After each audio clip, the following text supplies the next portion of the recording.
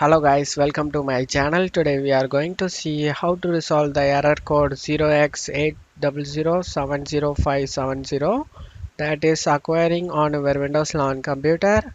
So if you are coming across an error, this is the file directory is corrupted and unreachable. Access is denied. Let's fix it guys. You just need to open up File Explorer. On left side select this PC.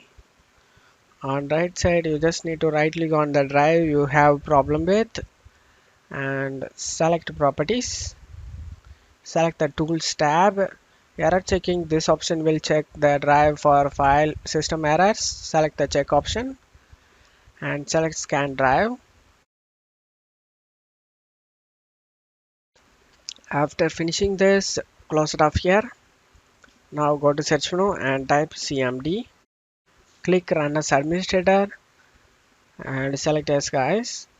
Now in the command prompt window you just need to type sfc space slash scan now. Press enter. This is file checking utility scan guys. This will help you to fix corrupted files in your computer. After finishing this, go ahead and restart your PC. Hopefully your issue has been resolved guys. That's it for today's video guys. Give me a like and subscribe. Thank you.